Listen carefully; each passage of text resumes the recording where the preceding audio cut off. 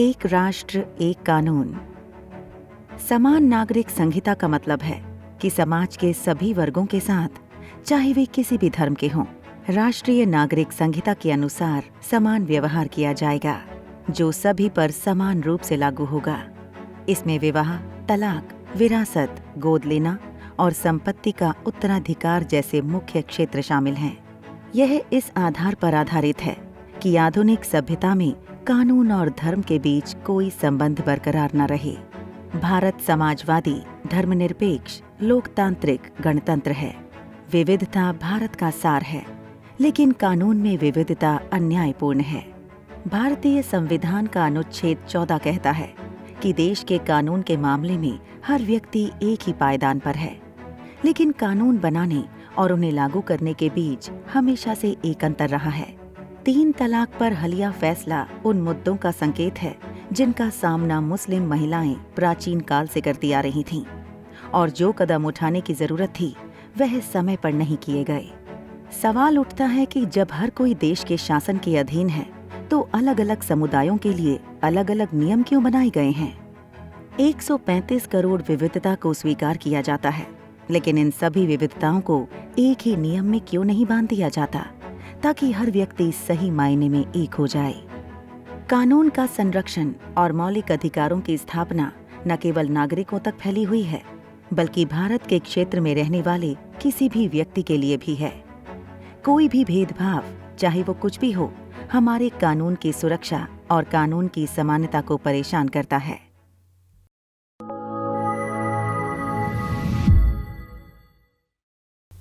नमस्कार, आप देख रहे हैं ज्ञानी रैबिट के बैनर तले आजादी की ओर। तो आइए हम चलते हैं इस सीरीज के अगले एपिसोड की ओर, जहां हम भारत के संदर्भ में एक राष्ट्र एक कानून से जुड़े इसके विविध आयामों पर चर्चा करेंगे। भारत जैसे देश में जहां नागरिकों द्वारा विभिन्न धर्मों का पालन किया जाता है, समान नागरिक संहिता एक ऐसा बहस का विषय है जो वास्तव में सवालिया निशान खड़ा करता है कि क्या ये वास्तव में भारतीय व्यक्तिगत कानूनों के लिए एक बेंचमार्क होगा या नहीं। समान नागरिक संहिता कानूनों का एक अलग समूह है जो मुख्य रूप से भारत के नागरिकों के मौलिक अधिकारों और संवैधानिक अधिकारों को सुनिश्चित करने के लिए बिना किसी भेदभाव या धर्म की परवाह किए बिना भारत के नागरिकों के सभी व्यक्तिगत मामलों को नियंत्रित करता है। इसका सीधा मतलब ये है कि कानूनों का एक अलग सेट भारतीय नागरिकों की अलग अलग धर्म संस्कृति के सभी चल रहे कानूनों को प्रतिस्थापित करने जा रहा है। भारत देश में समान नागरिक संहिता की मांग उस समय से चली आ रही है जब 20वीं शताब्दी के आरंभ में कुछ महिला कार्यकर्ताओं ने इसे महिलाओं के समान अधिकारों और सुरक्षा के साथ साथ समानता और समानता के मुख्य उद्देश्य के साथ आगे बढ़ाया था। आज़ादी के दौरान महिलाओं की स्थिति और विशेषकर हिंदू विधवाओं के प्रति होने वाले गलत कार्यों को सुधारने के विचार को ध्यान में रखते हुए कई सुधार कानून पारित किए गए। हालांकि वर्ष 1956 में समान नागरिक संहिता की मांग पूर्व प्रधानमंत्री जवाहरलाल नेहरू ने अपने समर्थकों और महिला कार्यकर्ताओं के साथ मिलकर की थी, लेकिन फिर भी कमी ये रही कि मुस्लिम विपक्षी सदस्यों ने इसका विधिवत विरोध किया। यह भारत के औपनिवेशिक काल की बात है, जब Bharat British east India company के शासन के अधीन था। तब भारत के तत्कालीन गवर्नर जनरल लॉर्ड विलियम ने महिलाओं को सती की बुरी प्रथा से बचाने की कोशिश की और इसके खिलाफ नियामक कानून पारित किया। और यही समय था जब समान नागरिक संहिता की स्थापना हुई थी। भारतीय संविधान के अनुच्छेद 44 में कहा गया है कि राज्य पूरे भारत में नागरिकों के लिए एक समान नागरिक संहिता सुनिश्चित करने का प्रयास करेगा। अभी तक की बातों से यह प्रतीत होता है कि संविधान एक स्पष्ट और पारदर्शी कानूनी रूप से संहिताबद्ध प्रावधान देता है कि पूरे क्षेत्र में समान नागरिक संहिता होनी चाहिए और केंद्र सरकार को हमारे देश के नागरिकों के अधिकारों को सुरक्षित करने के लिए प्रयास करना चाहिए। माननीय सर्वोच्च न्यायालय का ऐतिहासिक निर्णय अर्थात शाहबानो मामले के फैसले में यह भी निराशा की बात है कि हमारे संविधान के अनुच्छेद 44 को एक मृत पत्र बना दिया गया है। राष्ट्र के लिए एक विशिष्ट सामान्य कोड को लेकर किसी भी आधिकारिक आंदोलन का कोई सबूत नहीं है। ऐसा प्रतीत होता है कि इस विश्वास ने प्रगति तो की है कि मुस्लिम लोगों के समूह को अपने स्वयं के कानून में बदलाव के मामले में नेतृत्व करना होगा। एक विशिष्ट नागरिक संहिता परस्पर विरोधी विश्वास प्रणालियों वाले कानूनों के प्रति विभिन्न निष्ठाओं को दूर करके राष्ट्रीय समन्वय के उद्देश्य में मदद करेगी। कोई भी जन समूह इस मुद्दे पर अनावश्यक रियायतें देकर संभवतः अपना पक्ष नहीं रखने वाला है। सभी के लिए न्याय, हर मामले में समानता की तुलना में न्याय प्रदान करने का एक स्पष्ट रूप से अधिक स्वीकार्य तरीका है। किशोर न्याय अधिनियम अर्थात बच्चों की देखभाल और संरक्षण का निर्णय पारित करना हर तरह से समान नागरिक संहिता की ओर बढ़ने का एक प्रयास है। भारत के सर्वोच्च न्यायालय ने फिर से अनुरोध किया कि केंद्र सरकार यौन अभिविन्यास असमानता को दूर करने और व्यक्तिगत कानूनों की प्रणाली के तहत अपनाई जाने वाली प्रतिगामी प्रथाओं को रद्द करने के लिए एक समान नागरिक संहिता की संरचना करें। जैसा कि हम जानते हैं कि यह एक आपराधिक संहिता है जो देश में धर्म, स्थिति, कबीले और निवास की परवाह किए बिना सभी व्यक्तियों के लिए प्रासंगिक है। हालांकि अलगाव और प्रगति से संबंधित कोई तुलनीय कोड नहीं है जो व्यक्तिगत कानूनों द्वारा प्रशासित होते हैं। अगर हम बात करें गोवा की, तो स्वतंत्रता के बाद गोवा राज्य ने पुर्तगाली नागरिक संहिता को अपनाया है, जिसने अपने प्रत्येक निवासी के लिए समान नागरिक संहिता लागू किया है। इस संहिता के तहत विवाहित जोड़ा प्रत्येक साथी द्वारा दावा किए गए और प्राप्त किए गए सभी लाभों पर संयुक्त स्वामित्व रखता है। वास्तव में माता पिता भी अपने बच्चों को पूरी तरह से बाहर नहीं कर सकते। किसी भी कीमत पर संपत्ति का आधा हिस्सा उन्हें दिया जाना चाहिए। जिन मुस्लिम लोगों ने गोवा में अपनी शादी को सूचीबद्ध किया है, उन्हें बहु विवाह की अनुमति नहीं है। अर्थात गोवा में प्रत्येक व्यक्ति विवाह, उत्तराधिकार और तलाक से संबंधित समान कानूनों से बंधा हुआ है, न कि व्यक्तिगत कानूनों के अधीन है। जबकि भारतीय संविधान के अनुसार अनुच्छेद 25 में कहा गया है कि सभी व्यक्ति अंतरात्मा की स्वतंत्रता और स्वतंत्र रूप से धर्म को मानने, अभ्यास करने और प्रचार करने के समान रूप से हकदार हैं, जो यूसीसी स्थापित होने पर समान नागरिक संहिता के विपरीत प्रावधान बन रहा है। इसलिए समान नागरिक संहिता और व्यक्तिगत कानूनों को किसी भी प्रकार के भेदभाव या असहमति के बिना संचालित होने के लिए एक संयुक्त मंच दिया जाना चाहिए। इसके विपरीत महत्वपूर्ण बात यह है कि नागरिक संहिता केवल कानूनों का एक आधुनिक सेट है जिसे व्यक्तिगत कानूनों के स्थान पर शामिल किया जाना है और हमारे देश के नागरिकों द्वारा विधिवत व नए रूप से पालन किया जाना है। लेकिन मुख्य प्रश्न यह है कि क्या हो रहा है? क्या सभी मौजूदा व्यक्तिगत कानूनों के प्राचीन रीति रिवाजों का नागरिकों द्वारा विधिवत पालन किया गया है? नागरिक संहिता का उचित, प्रभावी और कुशल कार्यान्वयन होना चाहिए, अन्यथा यह हमारे देश के नागरिकों के बीच विभिन्न असहमति और भेदभाव पैदा कर सकता है, क्योंकि यह नए कानूनों बनाम सभी मौजूदा व्यक्तिगत कानूनों का सवाल है जिनका दशकों से पालन किया जा रहा है। समान नागरिक संहिता क्यों?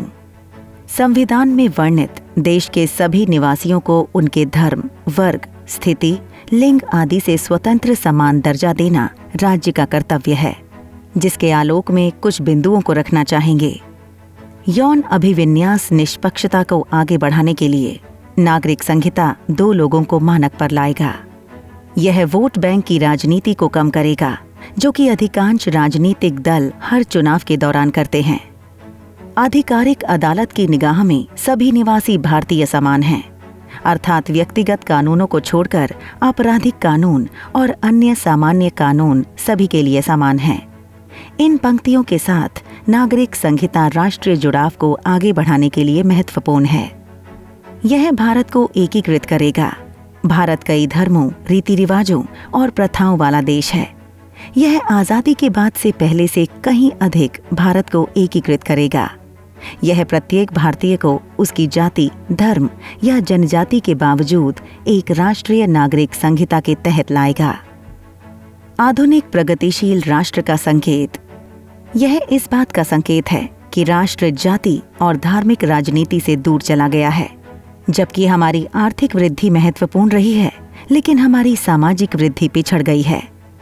एक यूसीसी समाज को आगे बढ़ने और भारत को वास्तव में विकसित राष्ट्र बनाने में मदद करेगा।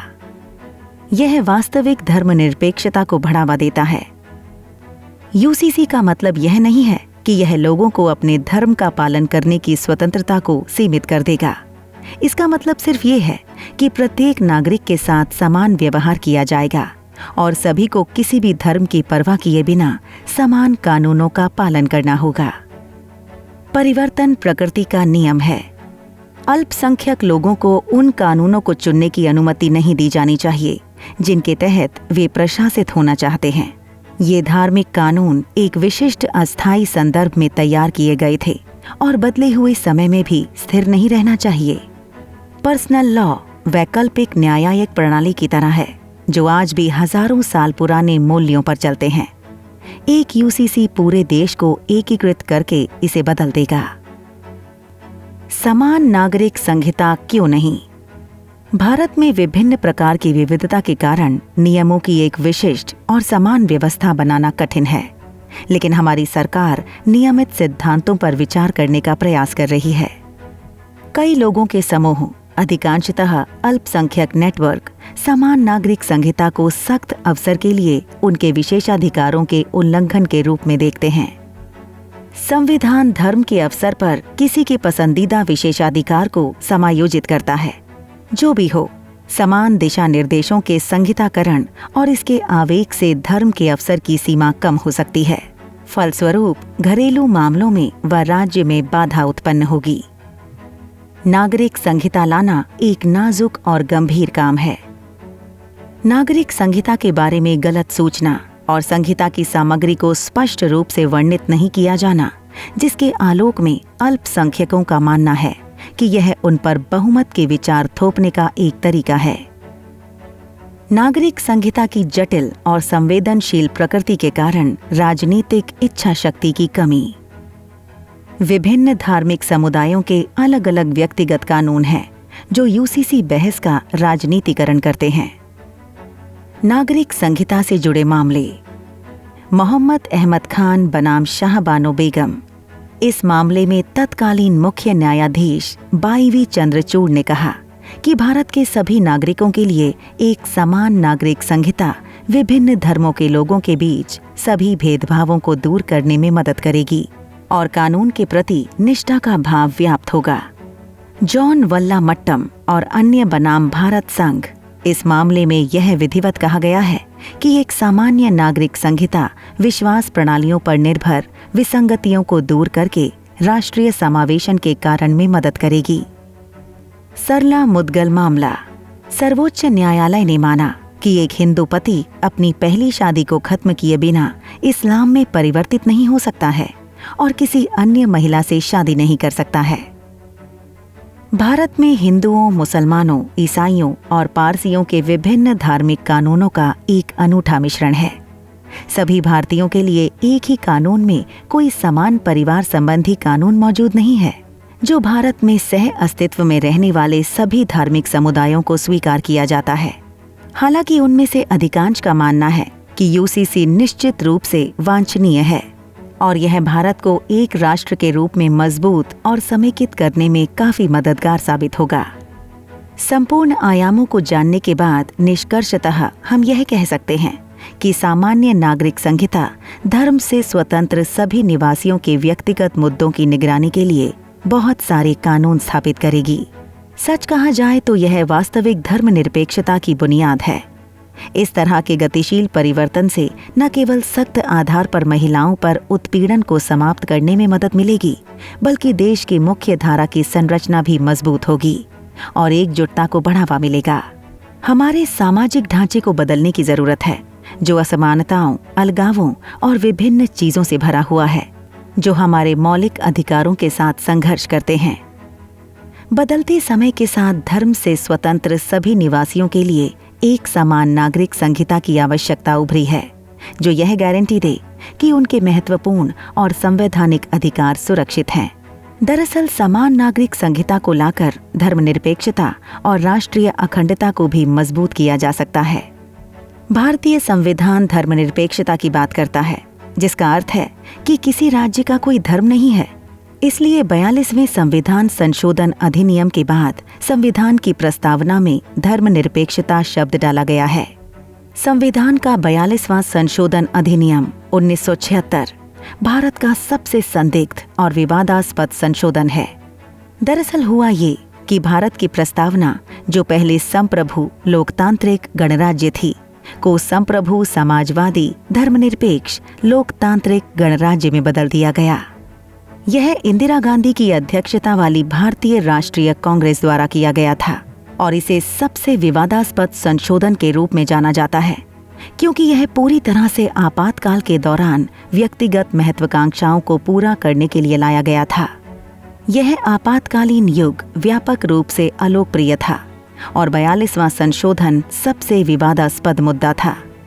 जबकि संविधान संशोधन विधेयक को पारित करने के लिए 2/3 बहुमत की आवश्यकता होती है, लेकिन पूरा कार्य आपातकाल के दौरान बहुमत के बिना किया गया था। नागरिक संहिता के आने के बाद अब धर्मनिरपेक्षता को चुनौती तो मिल गई है, लेकिन सवाल यह उठता है कि क्या उसी धर्मनिरपेक्षता की स्थापना की कोई कानूनी वैधता थी या नहीं। भारत को धर्मनिरपेक्षता के बारे में बात नहीं करनी चाहिए, क्योंकि भारत पहले से ही समुदायों को विभिन्न जातियों में विभाजित करता है और जो पिछड़े हैं उनके लिए आरक्षण प्रदान करता है, और भारत प्रत्येक समुदाय को व्यक्तिगत कानून प्रदान करने के लिए इच्छुक भी है। व्यक्तियों के अधिकारों की समान सुरक्षा नहीं है, इससे धर्मनिरपेक्षता कैसे स्थापित हो सकती है। हमारा देश जिस तथाकथित धर्मनिरपेक्षता की बात करता है, उसका अपवाद समान नागरिक संहिता कैसे हो सकती है। सभी मनुष्यों की 2 आंखें, 2 कान, 2 नाक हैं। हर कोई भारत की एक ही मिट्टी से जुड़ा है और वे एक ही हवा में सांस लेते हैं। यहाँ तक कि संविधान भी उन्हें एक ही स्तर पर रखता है। फिर कानूनों में कोई विसंगति क्यों होनी चाहिए? कानून सभी के लिए समान होने चाहिए। एक राष्ट्र होने के कारण एक नियम होना चाहिए। धन्यवाद। ये एपिसोड हमारे व्यूअर को कैसा लगा, हमें कमेंट करके बताएं और साथ ही चैनल को सब्सक्राइब करते हुए बेल आइकन के बटन को प्रेस कीजिए, जिससे हमारे नेक्स्ट एपिसोड की नोटिफिकेशन सबसे पहले आप तक पहुंचे। और इस एपिसोड से जुड़े बोनस पॉइंट्स के लिए डिस्क्रिप्शन बॉक्स में जरूर जाएं, जहां हमने अपने प्रयास से सभी तथ्यों को क्रमबद्ध रूप में प्रस्तुत कर दिया है। नमस्कार।